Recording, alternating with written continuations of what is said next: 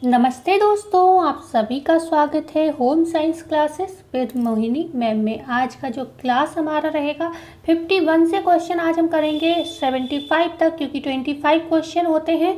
और हालांकि एक दो बच्चों के कमेंट आते हैं कि मैम क्वेश्चन बढ़ा दीजिए, तो बिल्कुल आप ये परेशान ना हुआ करें कि क्वेश्चन बढ़ा दें।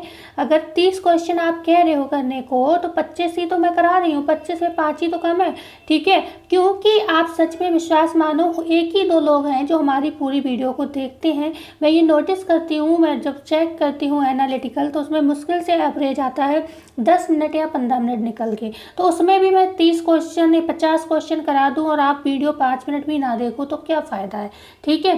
तो इसलिए मैं बिल्कुल सही क्लास लेकर चल रही हूँ। 25 क्वेश्चन है, आपको रोज़ क्वेश्चन मिल रहे हैं, प्लस आपको एक्सप्लेनेशन मिल रही है, तो आप उसमें उसको मान सकते हो कि आपके लगभग 30 क्वेश्चन से ऊपर ही हो जाते हैं, ठीक है। तो ये मतलब कुछ चीज़ें ऐसी हैं ना, थोड़ा इग्नोर आप लोग भी किया करिए, क्योंकि मैं इसलिए कह रही हूँ कि हर किसी की डिमांड कैसे मैं अकेले पूरी कर सकती हूँ। कोई कहता है न्यूट्रिशन साइंस पढ़ाओ, कोई कहता है टेक्सटाइल पढ़ाओ, तो थोड़ा मेरी भी परेशानी समझो। एक साथ सब कुछ पढ़ाएंगे तो अच्छा नहीं रहेगा, ठीक है। तो आप लोग बिल्कुल परेशान ना होइए, सारी क्लासेस आपको मिल रही हैं, पेपर आपका जो भी होगा तब तक मिल जाएंगी। और दूसरी बात ये होती है कि आप और वीडियोस देख लीजिए, जैसे कि इसमें क्वेश्चन अगर कम लग रहे हैं तो बहुत सारे प्रैक्टिस पड़े हैं, कम से कम 100 के करीब प्रैक्टिस अगर आप सब चेक करोगे तो ऊपर ही निकलेंगे मेरे प्रैक्टिस सेट्स। और 100 से ऊपर ही वीडियोस हैं चैनल पर, वो सारे प्रैक्टिस सेट हैं, तो आप वो देख सकते हो, ठीक है। तो हम क्लास को स्टार्ट करते हैं, और हमारे सभी प्यारे बच्चों से हमारा ये निवेदन रहेगा कि वीडियो को सब्सक्राइब जरूर करिएगा, क्योंकि आपका सब्सक्राइब तय करता है मेरा यूट्यूब पर कब तक मैं रहूँगी या नहीं रहूँगी, ठीक है। मतलब यूट्यूब पर सर्वाइव करने के लिए हमारे लिए ज़्यादा से ज़्यादा सब्सक्राइब और शेयर ज़रूर किया करिए, क्योंकि जब तक आप लोग हमें सपोर्ट नहीं करोगे, हम कितनी भी मेहनत कर ले, हमारा कुछ नहीं होना है। तो आप लोग हमें सपोर्ट करोगे तभी हम यहाँ पर रह पाएंगे, आपके बिना कुछ नहीं है, ठीक है। सारी मेहनत आपकी है, आप लोग जितना हमें सब्सक्राइब सपोर्ट करेंगे हम उतना ही आगे जाएंगे। तो क्वेश्चन यहाँ पर 51 है, शेयरिंग किसे कहते हैं। और ये भी घटना चक्र का ही प्रश्न है। 51 का मतलब ये है कि हम 50 क्वेश्चन पहले कर चुके हैं टेक्सटाइल के, ठीक है। और चलते हैं आगे। क्वेश्चन आपने देख लिया, शेयरिंग किस रेशे को प्राप्त करने में एक चरण है। तो हम बात करेंगे शेयरिंग की। ए है कपास, बी है ऊन, सी है जूट, डी है लीलन। तो यहाँ पर जो ये आंसर होगा क्या होगा, आप सभी जानते हो, ऊन होगा। ऊन क्या होता है, ऊन से ही, ऊन एक प्रकृति में हमें मिलता है, किससे, प्राकृतिक जगत का कौन सा रेशा है, ये प्राणिज रेशा है, ठीक है। प्राणिज रेशा है, प्राणिज में बात करें तो ये प्रोटीन प्रधान रेशा है, ठीक है। प्रोटीन की प्रधानता इसमें होती है, ओके। तो यहाँ पर बात करेंगे प्रोटीन प्रधान ये रेशा है। और ऊन कितने प्रकार से हमें मिलता है, तो 2 प्रकार से मिलता है। एक तो मतलब 2 प्रकार से मिलने की बात है। ऊन से वस्त्र कितने प्रकार के बनाए जाते हैं, तो एक तो बनता है नमदा, जो फेल्ट होता है, हम सभी जानते हैं। इसके अलावा और ये बनता है खराब रेशों का। हालांकि ये जो नमदा होता है बहुत मजबूत और अच्छा बनता है जाके, लेकिन बनाया खराब रेशों से जाता है। और दूसरा होता है ऊनी वस्त्र और बस्टेड वस्त्र, ठीक है। बस्टेड वस्त्र, ये 2 तरीके के वस्त्र इनसे बनाए जाते हैं। एक तो ऊनी वस्त्र बनाए जाते हैं और दूसरे बनाए जाते हैं बस्टेड वस्त्र, ठीक है। तो ये 2 तरीके के वस्त्र यहाँ पर बनाए जाते हैं। और सबसे बड़ी चीज़, ऊन में एक चीज़ हमेशा याद रखना, कौन कौन सा प्रोसेस होता है। एक तो स्काउरिंग प्रोसेस होता है, ये ऊन में भी होता है, रेशम में भी होता है, ध्यान रखिएगा। ऊन और रेशम में दोनों में ये प्रोसेस होता है। और स्काउरिंग के अलावा एक होता है वेटिंग प्रोसेस, ये भी दोनों में होता है, ऊन में भी होता है, रेशम में भी होता है। तो ये 2 प्रोसेस ऐसे हैं जो ऊन और रेशम दोनों में होता है। एक होता है कार्बोनाइजिंग। कार्बोनाइजिंग का जो प्रोसेस होता है बच्चों, वो किस में होता है, वो खाली ऊन में होता है। तो ये बात आपको याद रखनी होगी। ये ऊन की एसेंशियल नॉलेज थी। अब आप बताइए इसमें कितने क्वेश्चन आपके निकल गए, ठीक है। तो अब हम बढ़ जाते हैं आगे। तो यहाँ पर बी ऑप्शन सही था, जो इस विधि से मतलब रेशे को प्राप्त किया जाता है। मतलब जो शेयरिंग होती है, शेयरिंग में क्या होता है, मतलब ऊन को उतारना, जानवरों के शरीर से, जो भेड़ है उसके शरीर से ऊन उतारना शेयरिंग कहलाती है। और शेयरर कौन होता है, जो इस ऊन को उतारता है, ठीक है। शेयरिंग मतलब सीजर की सहायता से उतारना, और शेयरर मतलब उतारने वाला ऊन, ठीक है। क्वेश्चन 52 है, मैंड्रिन एक प्रकार का डैश है। मैंड्रिन क्या है आपको ये बताना है। कॉलर है, आस्तीन है, कफ है, योग है। तो कल भी हमने एक कॉलर की बात की थी, ठीक है, कॉलर की कल भी बात की थी। तो यहाँ पर जो आंसर है ये मैंड्रिन जो क्या है, कॉलर का ही एक प्रकार है, ठीक है। मैंड्रिन क्या है, कॉलर का ही एक प्रकार हो जाएगा। कैसे अब बात करेंगे, जैसे कॉलर होते हैं, आप जानते हो कॉलर हालांकि ज़्यादातर शर्ट वगैरह में ही लगते हैं, लेकिन हम लोग भी शर्ट मतलब कॉलर को लगाने लगे हैं, मतलब हमारी सूट्स में भी कॉलर जो है लगता है। अच्छा, कल हमने कॉलर के विषय में आपको बताया था, वो किसको याद रहा? कल क्वेश्चन क्या था, शायद रफल्ड कॉलर के विषय में मतलब प्रश्न था कि रफल्ड कॉलर का आकार क्या होता है। तो मैंने बताया था क्या यू आकार होता है, याद रहा आप लोगों को? नहीं, यहीं से पता चलता है कि आपने कितनी अच्छे से पढ़ाई की। कॉलर के प्रकार की अगर हम बात करें तो कितने बताए थे हमने? मुख्य 3 प्रकार के कॉलर होते हैं। वैसे तो आजकल मार्केट में बहुत हैं, लेकिन मुख्य जो कॉलर होते हैं 3 प्रकार के होते हैं। किसे याद रहा? एक होता है स्टैंड कॉलर, ठीक है, एक होता है स्टैंड कॉलर, ओके। दूसरा होता है रोल कॉलर, ठीक है, रोल कॉलर जो गोल गोल होते हैं हाई नेक वगैरह में। और तीसरा होता है फ्लैट कॉलर, ठीक है, कल बताया था, याद रहा आप लोगों को? Flat collar. तो हमने इन सब के विषय में बताया था। एक बताया था नाविक सूट में होता है, वो होता है फ्लैप कॉलर, नाविक सूट में बताया था फ्लैप कॉलर होता है। और एक क्वेश्चन मैंने ये पूछा था आपसे, जो गोलाकार गले होते हैं, गोलाकार गले होते हैं, उनमें लगा कॉलर क्या कहलाता है? तो वो क्लब कॉलर। हालांकि बहुत तरीके के कॉलर होते हैं, लेकिन एक गोलाकार कॉलर होता है, उसमें एक क्लब कॉलर भी यूज़ होता है, ये भी बताया था आपको। तो कितना याद रह गया आपको कॉलर के विषय में, ज़रूर बताइएगा। एक चीज़ मैंने कल नहीं बताई थी, जो आपका कॉलर होता है रफल्ड कॉलर, इसको क्या कहते हैं? झालरदार कॉलर भी कहते हैं। क्या कहते हैं? झालरदार कॉलर भी कहते हैं। ये नोट कर लेना, ये इंपॉर्टेंट है, पूछा जा सकता है, क्योंकि रफल्ड कॉलर से प्रश्न बनते हैं। तो हम आगे किसी दिन कॉलर की क्लास मुझे लेनी है, मेरे मन में बिल्कुल है, लेकिन एक बार ये घटना चक्र वाला टेक्सटाइल निपटा दूँ, फिर मैं ये जो क्लासेस डिमांडिंग हैं ये करा दूँगी। उसके बाद में फिर न्यूट्रिशन साइंस, इसके बाद मैं तुरंत न्यूट्रिशन साइंस करवाऊँगी घटना चक्र का। मतलब घटना चक्र आपको पूरा यहाँ पर जितने भी प्रश्न बनेंगे सारे प्रश्न कराएंगे, और 2-3 हज़ार से ऊपर ही प्रश्न होंगे इसमें, ठीक है। तो मेरे हिसाब से मैं मानती हूँ 5,000 के करीब प्रश्न है इस बुक में। मैंने भी देखा नहीं है, ध्यान नहीं दिया, 5,000 के करीब होंगे प्रश्न इसमें। तो वो उसमें मैं सारे क्वेश्चन कराने की कोशिश करूँगी, और इसीलिए मैंने देखो नंबर उस हिसाब से डाला है कि आपको पता चले कि कितने क्वेश्चन हम आपको करा चुके हैं, ठीक है। तो यहाँ पर बढ़ते हैं आगे।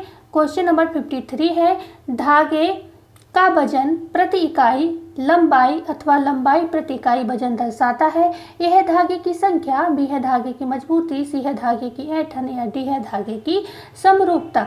बताइए आंसर क्या होगा? तो यहाँ पर भी हमारा क्या आंसर होगा? आंसर होगा हमारा ए ऑप्शन, धागे की संख्या। देखो क्वेश्चन में क्या होता है, शब्द पकड़ो, प्रति इकाई की बात कर रहे हैं। इकाई मतलब इकाई क्या है? एक संख्या है, ठीक है। तो प्रति इकाई, लंबाई प्रति इकाई, ये धागे की संख्या की बात कर रहे हैं, ओके। कोई भी धागा है, चाहे कपास का है, चाहे नायलॉन का है, चाहे रेशम का, किसी का भी हो, तो वो एक क्या होता है ना, इकाइयों का प्रयोग करके ही मतलब कोई ना कोई काम किया जाता है इनसे। तो वही चीज़ यहाँ पर बात कर रहे हैं, ठीक है। ऐसा थोड़ी ना है कि एक ताना लिया उसी से पूरा कपड़ा बन गया, ऐसा नहीं। ताने कितने लिए, बाने कितने लिए, तो वो इकाइयों का जो वजन है उसकी बात कर रहे हैं, ठीक है। तो क्वेश्चन 54 होगा, एस्बेस्टस है, डैश में बताना है क्या है? प्राकृतिक रेशा है, मानवकृत रेशा है, प्राकृतिक खनिज रेशा है, या डी है मानवकृत खनिज रेशा है। तो एस्बेस्टस क्या है? ये प्राकृतिक खनिज रेशा कहा जाता है, ठीक है। इसे जंग प्रूफ भी कहते हैं, ध्यान रखिएगा। एस्बेस्टस को जंग प्रूफ कहते हैं, इसको एसिड प्रूफ कहते हैं, इसको एसिड प्रूफ कहते हैं इसको, ओके, ध्यान रखिएगा। और एसिड प्रूफ के साथ ही साथ हम इससे क्या करते हैं, जो अग्निशमन के कपड़े होते हैं बनाते हैं। क्यों? क्योंकि ये ताप को सह सकता है, ये जल्दी जलता नहीं है। तो अग्निशमन कपड़े जो होते हैं एस्बेस्टस से ही बनाए जाते हैं। लगभग 750 फ़ारेनहाइट के ऊपर जाकर ये कहीं पिघलता है, तो काफ़ी ताप को ये बर्दाश्त कर लेता है। ये प्रकृति में हमें खनिज से प्राप्त होता है, खनिज से प्राप्त होता है। और ये एकमात्र कैसा रेशा है? अधात्विक रेशा है। अब आप कहोगे अधात्विक क्यों है? क्योंकि जो भी खनिज हैं वो धातु के रूप में हमें प्राप्त होती हैं, चाहे सोना है, चाहे चांदी है, चाहे अब्रक है, जो भी चीज़ है वो क्या है आपके, वो सब धात्विक हैं, ये धातुएं होती हैं। लेकिन एस्बेस्टस एक ऐसा रेशा है खनिज में जो अधात्विक है। इतनी जानकारी आपको आई होप इसके विषय में क्लियर होगी। मैंने आंसर बता दिया, यहाँ पर प्राकृतिक खनिज रेशा होगा, सी ऑप्शन सही होगा। क्वेश्चन है 55 और ये बहुत अच्छा क्वेश्चन है और ये सबसे बड़ी बात थी जो 2021 में आपका टीजीटी और पीजीटी हुआ था, इन दोनों में ये प्रश्न पूछा गया था, सेम प्रश्न आया था दोनों में एक साथ। ठीक है, तो क्या संश्लिष्ट की खोज किसने की थी ये बताना है। क्या विलियम हेनरी पार्कर ने की थी, बी है मोरे ने की थी, जेटी डिक्सन ने की थी, या डी है जॉर्ज एडमर्स ने की थी। ओके, जॉर्ज एडमर्स ने किसकी खोज की ये अब आप बताना, रेयॉन में खोज की और किस रेयॉन की खोज की ये आपको बताना है। मेरा मतलब मेरी नज़र इस पर पड़ गई।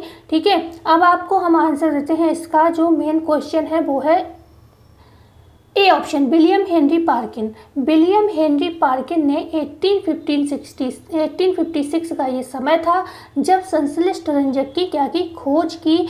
खोज कैसे हुई इसके विषय में बहुत अच्छी बात हम आपको बताएंगे। ये तैयार कर रहे थे, कोशिश तो ये कर रहे थे क्विनाइन तैयार करने की। क्विनाइन आप जानते हो, क्विनाइन तैयार करने की एक कोशिश कर रहे थे और तैयार क्या हो गया, संश्लिष्ट रंजक तैयार हो गया। क्या तैयार हो गया, संश्लिष्ट रंजक तैयार हो गए। ठीक है, कैसे तैयार हो गए, कोशिश इसकी हो रही थी और उसमें इन्हें चमकीला पदार्थ, कलरफुल कोई चीज़ दिखी और इनके दिमाग में आया अरे इससे तो रंग बनाए जा सकते हैं। लेकिन ये जो संश्लिष्ट रंजक होते हैं इनका मुख्य उत्पादन पूछा जाए क्या होता है, कोलतार होता है। मतलब जितने संश्लिष्ट रंजक होते हैं वो कोलतार की सहायता से बनाए जाते हैं। जो आपके संश्लिष्ट रंजक हैं अगर उनके प्रकार पूछे जाए कौन कौन से हैं तो आप कह सकते हो आपके जो एसिड, जो भी प्रत्यक्ष रंजक होते हैं, प्रत्यक्ष रंजक हो गया, इसके साथ आपके अम्लीय और क्षारीय रंग हो गए, अम्लीय क्षारीय रंग हो गए। ये सारे किसके उदाहरण हैं, ये सब इसी के उदाहरण हैं। अम्लीय है, क्षारीय है, सल्फर है, विकसित रंग है, ठीक है, मॉर्डेंट डाई हैं, ये सारे किसके उदाहरण हैं, ये सारे ही आपके क्या हैं, संश्लिष्ट रंजक के उदाहरण है। बैट रंजक जो बहुत पूछा जाता है आपसे, बैट रंजक कल बैट के विषय में हमने पूरा बताया था आपको क्लियर। ठीक है, तो ये जो हैं सभी किसके हैं, संश्लिष्ट रंजक के ही उदाहरण हैं और विलियम हेनरी पार्कर ने इसकी खोज की, ए ऑप्शन सही होगा। ठीक है, क्वेश्चन नंबर 56 है, बोलिनी ऊन को कहते हैं। ए है मेरिनो का ऊन, बी है पैशम ऊन, सी है सहतास ऊन, या डी है इनमें से कोई नहीं। तो बोलिनी के ऊन को हम क्या कहते हैं भाई, इसको हम कहते हैं मेरिनो की ऊन कहते हैं।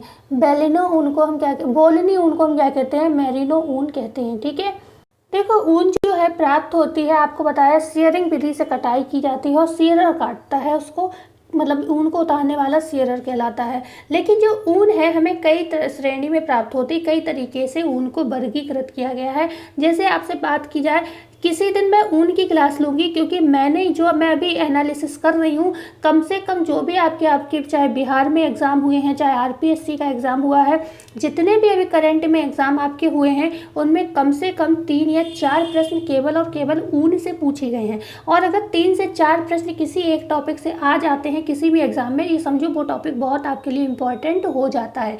ठीक है, तो इसलिए ऊन को बहुत आराम से अच्छे से पढ़ लो, इनसे प्रश्न आपके बनने ही बनने हैं हर एग्ज़ाम में। तो ऊन की क्लास मेरे मन में चल रही है क्योंकि इससे प्रश्न बहुत पूछे जा रहे हैं और एक डिटेल्ड वीडियो क्वेश्चन के माध्यम से हम आपको करा दें कि जिसमें आपको पूरी जानकारी, इनकी जो भी प्रोसेस वगैरह होते हैं सब कुछ आपको बता दें, वो भी क्वेश्चन के माध्यम से। ये चल रहा है मेरे मन में, लेकिन ये सब आपको तभी मिलेगा जब ये वाला एक बार मैं कंप्लीट कर लूँ। पेपर कोई भी हो आपका, ऊन जरूर पढ़ के जाना, मैं गारंटी। और दाग धब्बे वाला, इन 2 टॉपिक से बहुत प्रश्न पूछे जा रहे हैं और आज की क्लास में मैं ये छोटी छोटी चीज़ें आपको बताने की कोशिश करूंगी जिससे आपके जो आगे आने वाले एग्ज़ाम है वो आपके महत्वपूर्ण हो जाए। अभी आपके हरियाणा में भर्ती आई हुई है, बहुत अच्छी भर्ती है, उसमें भी आप अप्लाई कर सकते हो अगर आपके पास हरियाणा टेट है तो। ठीक है, तो यहाँ पर जो हमने बात की मेमने के ऊन जो होते हैं 8 माह का जो अपरिपक्व होता है ना, जो बच्चा अपरिपक्व होता है, पूरी उसकी उम्र नहीं होती है अच्छी, तो इससे उतार ली जाती है। मात्र 8 माह का होता है लेकिन बहुत कोमल और चिकनी होती है, इसमें चमक बहुत अच्छी होती है, इसीलिए जो होती है मेमने का ऊन उतार लिया जाता है। एक होता है हॉगेट का ऊन। हॉगेट के ऊन में क्या होता है, 12 से 14 माह की जो मतलब परिपक्व होता है बच्चा, ठीक है, परिपक्व बच्चे से उतारी जाती है, भेड़ के बच्चे से। ठीक है, परिपक्व होता है तब उसको उतारा जाता है, मतलब मैच्योर हो जाता है, इसे हम कहते हैं हॉगेट का ऊन। जब मतलब परिपक्व हो जो भी है भेड़ वगैरह 12 से 14 महीने की हो लगभग, तब उतारते हैं 8 माह, मतलब मेमने का ऊन। जब परिपक्व नहीं होता लेकिन इससे बहुत कोमल और मुलायम ऊन प्राप्त होती है। यहीं पर होता है एक बीदर बूल। बीदर बूल को हम कहते हैं जब शरीर में क्या होता है, जब एक बार उसके शरीर से ऊन उतार ली जाए, उसके बाद दोबारा जब ऊन उतार रहे हैं, जैसे होगिट का ऊन था पहली बार उतारा जा रहा है, मेमने का ऊन है पहली बार उतारा जा रहा है, लेकिन इन्हीं से जब दोबारा ऊन उतारी जाएगी, लगभग 14 माह का हो जाएगा। भेड़ की आयु कितनी, 14 माह की हो जाएगी। तो अगर ये दोबारा उतारी जा रही, मतलब इससे पहले इनकी या तो 8 माह में उतार ली गई हो या 12 से 14 माह में उतार ली हो पहले भी, और उसके बाद से ये दोबारा उतारी जा रही, तो हम उसको कहेंगे क्या, बीडर वूल। ठीक है, तब हम उसको कहते हैं बीडर वूल, जब हम दोबारा उतारते हैं। इन सबको नोट करते हुए रहना। ठीक है, पुल्ड वूल आपको पता ही होगा, खींची गई ऊन, जब कोई जो भेड़ होती है जब मर जाती है तब उतारी जाती है। ठीक है, मर जाती है तो उससे क्या है, खींच खींच के ये लोग ऊन को उतार लेते हैं मरे हुए जानवर से। ठीक है, मृत ऊन भी जो होती है, जैसे कि कोई एक्सीडेंट में मर गया जानवर या कुछ भी हो गया, तब उससे उतार लेते हैं ये लोग। ठीक है, तो डेड वूल उसे कहते हैं जब कोई भी आकस्मिक घटना से भेड़ की मृत्यु हो गई हो तब उतारी गई हो। और इससे पहले हमने जो पुल्ड बताई थी, पुल्ड में क्या होता है, जब हम मरी हुई भेड़, शरीर की भेड़ से ऊन खींचते हैं तो उसको पुल्ड कहते हैं। यहीं पर अगर जीवित भेड़ से पूछा जाए तो उसको हम फ्लीस कहते हैं। ओके, फ्लीस कहते हैं। ऐसे कोट्टी का जो ऊन होता है, जब विपरीत जलवायु या परिस्थिति में कोई जानवर है पलता है तो उसको हम कोट्टी का वूल कहते हैं। टैगलॉग आप जानते हो, ये निम्न वर्ग का है और ये टूटा फूटा भद्दा होता है। ओके, और ऐसे ही कारपेट होता है, ये भी घटिया किस्म का ऊन माना जाता है जिससे दरी कालीन वगैरह बनाए जाते हैं। आई होप इतना लंबा एक्सप्लेनेशन हो गया। क्लास ज़्यादा लंबी अब नहीं करेंगे, अब जल्दी से क्लास को ख़त्म करेंगे। क्वेश्चन है 57, ऊन अपनी लगभग मजबूती खो देती है जब गीली अवस्था में होती है। 20%, 25%, 30% या 40%। तो जो ऊन अपनी लगभग मजबूती खो देता है कितनी, 40% जब वह गीली अवस्था में होता है। यहीं पे रेयॉन की अगर हम बात करें तो रेयॉन कितनी मजबूती खो देता है, रेयॉन खो देता है 25 से आपकी 30% तक। ठीक है, मजबूती जो है यहाँ पर खो देता है। ओके, बढ़ते हैं क्वेश्चन नंबर 58 पर। 58 है, डैश रेशे बाल के जलने की बदबू देते हैं। फ्लैक्स है, प्रोटीन है, नायलॉन है, रेयॉन है। ठीक है, तो हम बात करेंगे प्रोटीन रेशे की। जो प्रोटीन रेशे होते हैं ये कैसी बदबू देते हैं, बाल के जलने जैसी बदबू देते हैं। 2 रेशे प्रोटीन है, एक है आपका रेशम, दूसरा है ऊन। तो जो ऊन है इनमें क्या होती है, इन दोनों में क्या होती, प्रोटीन पाई जाती है। एक में इसमें फाइब्रिन पाई जाती है, उसमें कैरोटीन प्रोटीन पाई जाती है। ठीक है, तो ये जो प्रोटीन होती है ये बाल कैसी गंध देती है, तीखी गंध देती है ऊन में जो होती। क्यों, क्योंकि इसमें सल्फर पाया जाता है। सल्फर की वजह से एक तीखी गंध आती है, लेकिन रेशम में इतनी तीखी गंध नहीं आती है। लेकिन ये बाल के जलने जैसी बदबू देती है, मतलब बाल के जलने जैसी महक इसमें आती है। लेकिन ऊन में तीखी महक आती है क्योंकि इसमें सल्फर की उपस्थिति होती है। ओके, क्वेश्चन नंबर 59, धागों का झुंड लंबाई में 840 डैश के रूप में जाना जाता है। हैंक है, पाउंड है, नंबर 1 है, काउंट है। क्या आंसर होगा, तो यहाँ पर आंसर होगा हमारा ए ऑप्शन, बिल्कुल सही होगा। ठीक है, ए ऑप्शन, इसे हम हैंक कहते हैं। ओके, क्वेश्चन नंबर 60 है, सूत से बुना प्लेन रेशा है। ए है सिफॉन, बी है क्रीप, सी है कैलिको, डी है जॉर्जेट। तो यहाँ पर हम बात करेंगे क्या होगा, कैलिको होगा। ठीक है, सूत से बुना प्लेन रेशा कैलिको है, वॉयल है, ये सब किसके होते हैं, पॉपलिन है, ये सब सूत से बने प्लेन रेशे कहलाते हैं। ओके, बढ़ते हैं क्वेश्चन नंबर 61, डैश चरण में सूत कताई के लिए तैयार होता है। ए है कॉर्डिंग, बी है बेलिंग होगा, ये वॉलिंग लिखा है, स्लिवरिंग, डी है कॉम्बिंग। तो यहाँ पर जब स्लिवरिंग का प्रोसेस होता है, स्लिवरिंग में क्या होता है, सूत जो है आपके कताई के लिए तैयार हो जाता है। कताई मीन्स धागा बनाने के लिए, रेशे से धागे के निर्माण की प्रक्रिया को हम कताई कहते हैं और इसके लिए ये तैयार हो जाता है। बात करेंगे क्वेश्चन नंबर 62 की, इंटरलॉक हो जाने की ऊनी रेशों की विशेषता डैश कहलाती है। ध्यान से देखिए क्वेश्चन को, इंटरलॉक हो जाने की ऊनी रेशों की विशेषता डैश कहलाती है। ए है फेल्टिंग, बी है संरचना, सी है सिकुड़ना, डी है कैरोटीन। क्या कहलाएगी आप बताइए। तो हम जब इंटरलॉकिंग वस्त्र बनाते हैं तो उसे हम फेल्टिंग कहते हैं। ओके, नमी है, दाब है, ताप है और उसके साथ ही साथ मोम सदृश चिकना पदार्थ लगाकर हम क्या करते हैं, दबा सटा के ताप देकर फेल्ट का निर्माण करते हैं। और इसके बाद बेशक ये बनता खराब रेशों से, ये एक मजबूत कपड़ा तैयार हो जाता है। ठीक है, बढ़ते हैं हम आगे। क्वेश्चन है 63, ढाका मसलिन बुने हुए पैटर्न के साथ डैश के नाम से जाने जाते हैं। ए है जामदानी, बी है चंदेरी, सी है बालूचर, डी है बूटियाँ। तो यहाँ पर हमारा राइट आंसर क्या होगा, यहाँ पर होगा जामदानी। ठीक है, जामदानी जो होती है ढाका की मलमल से बना हुआ सबसे अच्छा वस्त्र माना जाता है। क्वेश्चन नंबर 64 है, डैश चिकनकारी कला का उद्भव केंद्र है। ए है दिल्ली, बी है बम्बई, सी है गोवा, डी है लखनऊ। तो लखनऊ हो आंसर या उत्तर प्रदेश हो आंसर। उत्तर प्रदेश होता तो भी सही होता, और लखनऊ, क्योंकि लखनऊ में तो ये बनाया ही जाता है।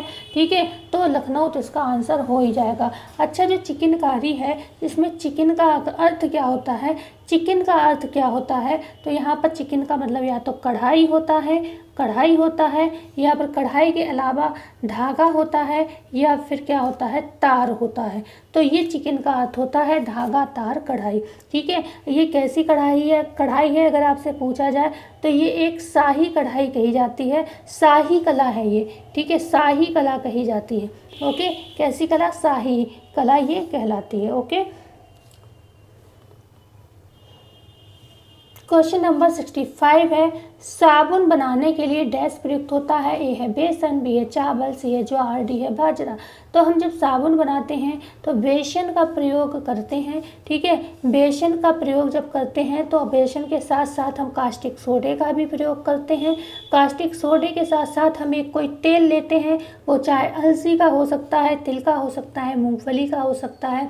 इसके अलावा हम वसा लेते हैं, मैदा लेते हैं, या बेसन की, मतलब इनमें से कोई भी पदार्थ की आवश्यकता होती है। ठीक है, ये क्या है, बेसन अगर पूछा जाए तो ये सूक्ष्मजीवी कर्मक है। ठीक है, सूक्ष्मजीवी कर्मक है। ओके, सूक्ष्मजीवी कर्मक है। क्या है ये, सूक्ष्मजीवी कर्मक है। और इससे क्या होते हैं, इसमें अच्छे बंधक गुण होते हैं। बंधक गुण मतलब बांधने का गुण। और साबुन बनाते हैं तो साबुन क्या होता है, एक टिकिया के रूप में होती है। और वो टिकिया कैसे तैयार होती है, वो इसीलिए टिकिया के रूप में होती है क्योंकि बेसन में क्या होता है, बंधने का गुण होता है। ओके, और ये क्या करता है, मृत कोशिका को हटाने में मदद करता है। बेसन क्या करता है, मृत कोशिका को हटाने में मदद करता है। हम लोग चेहरे पर बेसन लगाते हैं, क्यों लगाते हैं, क्योंकि हमारी फेस की जो डेड सेल होती हैं उन पर कहीं ना कहीं वो स्किन को हटाने का काम करती है ये। ठीक है, क्वेश्चन 66 है और इसीलिए साबुन में प्रयोग इसका किया जाता है। क्वेश्चन 66 है, एस्बेस्टस डैश रेसे हैं। ए है खनिज, बी है प्राकृतिक, सी है थर्मोप्लास्टिक, डी है नॉन थर्मोप्लास्टिक। तो एस्बेस्टस क्या है, खनिज रेसे हैं। ठीक है, ये सारे पीवाई क्यों हैं, एस्बेस्टस से भी क्वेश्चन बन रहे हैं, ध्यान रखिएगा। अच्छा, एक चीज़ है, यहाँ पर आंसर माना है आयोग ने बी प्राकृतिक रेशा, क्योंकि एस्बेस्टस पहले प्राकृतिक है फिर खनिज है। ठीक है, तो यहाँ पर बी ऑप्शन है। वैसे मेरे हिसाब से खनिज होना चाहिए, क्योंकि प्राकृतिक तो रेशे बहुत होते हैं, लेकिन एस्बेस्टस में जो है एक मेनली मुख्य रेशा खनिज है। लेकिन पापा कौन है, प्राकृतिक जगत है, तो इसलिए बी ऑप्शन माना है। ठीक है, आयोग ने इसका बी ही ऑप्शन माना है। अच्छा, मैंने भी आंसर में ए दे रखा है, लेकिन आयोग ने उसमें घटना चक्र में जो आंसर है वो प्राकृतिक है। क्वेश्चन नंबर 67 है, जंगली रेशम सूक्ष्मदर्शी के नीचे संबंधित रेशम से भिन्न दिखता है। ए है सत्य, बी है असत्य, सी है संबंध नहीं, डी है विवादित। तो जंगली रेशम जो है सूक्ष्मदर्शी से अगर आप देखोगे तो वाकई में जो हमारे पाले जाते हैं सेरीकल्चर मेथड के जो होते हैं उनसे ये काफ़ी भिन्न होता है, क्योंकि जो सेरीकल्चर विधि से रेशम तैयार होता है उसमें हर चीज़ का ध्यान रखा जाता है, उनके खाने पीने का, हर चीज़ का। लेकिन यहाँ पर ऐसा नहीं होता है, जंगली रेशम अलग होता है। क्वेश्चन नंबर 68 है, इंटरलैसिंग धागों के ताने बानों में अपनाए गए प्रणाली या डिज़ाइन के अनुसार डैश का नाम रखा जाता है। ए है धागे, बी है रेशे, सी है वस्त्र, डी है बुनाई। तो हम जानते हैं जब ताने बाने की बात हो जाए और उस तरीके से डिज़ाइन बनाने की बात हो जाए, मतलब बुनाई की बात हो रही है, ताने बाने का प्रयोग हम बुनाई के लिए करते हैं, अब चाहे वो बुनाई किसी भी तरीके की हो। क्वेश्चन नंबर 69 है, डैश शब्द रेशम और ऊन की भराई के लिए प्रयुक्त होता है। ए है नेपिंग, बी है वेटिंग, सी है मोयरिंग, डी है ग्लेजिंग। तो अभी हमने आपको पहले ही बता दिया था, यहाँ पर जो वेटिंग प्रोसेस है वो ऊन और रेशम की भराई के लिए किया जाता है। मोयरिंग आप सभी लोग जानते हो, हमने बताया था क्या होता है, पानी की लहरों की समान एक डिज़ाइन होती है जो हमने आपको परिचर्या में आपको कुछ ही दिन पहले पढ़ाई थी। ये भी परिचर्या है। नेपिंग भी एक परिचर्या है, इसमें भी क्या होता है, रोई उठाने का कार्य किया जाता है। सतह के दो छुपाने का काम किया जाता है कपड़े की, ठीक है। सतही दोष छुपाए जाते हैं इसमें, तो ये भी नेपिंग भी एक परिसज्जा हो जाती है। ग्लेजिंग भी एक परिसज्जा है, जिसमें हमने आपको बताया था कि इसमें क्या है, मतलब रुई काट के कपड़े को चिकना बनाया जाता है। ओके, बढ़ते हैं आगे। क्वेश्चन नंबर 70, फ्लैक्स के पौधे के लिए प्राप्त करने के लिए रिपलिंग की जाती है। ए है बीज से, बी है तने से, सी है पौधे से, डी है लीलन से। तो फ्लैक्स के पौधे से हम लीलन प्राप्त करने के लिए क्या करते हैं, रिपलिंग का प्रोसेस करते हैं। रिपलिंग और रेटिंग में अंतर क्या है अगर आपसे बात करें तो रिपलिंग क्या है, इसमें गंदगी हटाने का काम किया जाता है। जो भी एक्स्ट्रा चीज़ें होती हैं, चाहे पत्ते हैं, चाहे और चीज़ें हैं, अशुद्धियाँ जो भी होती हैं, वो हटाना रिपलिंग कहलाता है। और यहीं पर रेटिंग होता है जब हम रेशे को गलाते हैं पानी में। अब वो पानी कैसा भी हो सकता है, बहता पानी हो सकता है, ठंडा पानी हो सकता है, गर्म पानी हो सकता है। जब हम गलाने का प्रोसेस करते हैं तो वो से हम कहते हैं रेटिंग। और इन दोनों विधि से क्या होता है, हम लीलन प्राप्त करने के लिए ही करते हैं, ठीक है। क्वेश्चन नंबर 71 है, डैश ऊष्मा का कुचालक है। ए है सूत, बी है रेशम, सी है लीलन, डी है रेयन। तो यहाँ पर कौन होगा भैया, रेशम। रेशम है आपका ऊन है, ये ऊष्मा का कुचालक है। ये ऊष्मा को मतलब ग्रहण कर लेते हैं तो निकलने नहीं देते हैं। आप रेशम को गर्मी में पहनोगे बहुत गर्मी लगेगी, ऊन को भी गर्मी में पहनोगे बहुत गर्मी लगेगी, ठीक है। और ठंडों में यही क्या होता है, क्योंकि ऊष्मा के कुचालक हैं, इनके अंदर एक बार जो ऊष्मा प्रवेश करती है वो बाहर निकल नहीं पाती है, ठीक है। तो यहाँ पर क्या हो जाता है, रेशम जो है ऊष्मा का कुचालक है। ओके, और सूत है, लीलन है, रेयन है, ये हम गर्मी में पहन सकते हैं क्योंकि ये सुचालक है। क्वेश्चन नंबर 72 है, पटोला साड़ियाँ डैश द्वारा उत्पादित की जाती हैं। ए है पैठनी, बी है टाई एंड डाई, सी है हेमरस, या डी है ब्लॉक टाई। तो जो आपकी पटोला साड़ियाँ होती हैं वो टाई एंड डाई विधि से बनाई जाती हैं। आप जानते हो जो पटोला साड़ी होती है पाटन नामक स्थान पर बनाई जाती हैं और ये गुजरात का एरिया है, ठीक है। क्वेश्चन नंबर, पटोला से भी प्रश्न बन रहा है, कभी इसकी जगह पूछी जा रही है, कभी इसका प्रकार पूछा जा रहा है, तो पटोला भी एक बार पढ़ लेना। सर्फ एक डैश है। ए है डिटर्जेंट, बी है साबुन, सी है कॉस्टिक सोडा, डी है वसा। तो डिटर्जेंट है भाई, सर्फ क्या है, डिटर्जेंट है। अच्छा, जो सर्फ होता है, एक सेकेंड, डिटर्जेंट तो है और लेकिन इसको एक चीज़ और बोलते हैं, साबुन रहित साबुन। साबुन रहित साबुन भी बोलते हैं इसी को, साबुन रहित साबुन। अब ये प्रश्न अजीब सा है ना थोड़ा, लेकिन ये इसको बोलते हैं तो इसको याद रखिएगा। इसको साबुन रहित साबुन भी कहा जाता है क्योंकि इसमें साबुन के सभी गुण होते हैं लेकिन ये साबुन नहीं होता है। क्यों कहते हैं साबुन रहित साबुन, गुण तो सारे साबुन के होते हैं लेकिन ये साबुन रहित होता है, ठीक है। साबुन की तरह गुण होते हैं लेकिन ये साबुन नहीं होता है, इसीलिए इसको कहते हैं हम साबुन रहित साबुन। ये क्या है, एक सिंथेटिक होता है, सिंथेटिक डिटर्जेंट होता है। ओके, सिंथेटिक डिटर्जेंट होता है, ये भी ध्यान रखिएगा। जो साबुन सर्फ होता है या डिटर्जेंट होता है, कैसा होता है, सिंथेटिक होता है। ये सारी इंपॉर्टेंट चीज़ें हैं, ध्यान रखिएगा।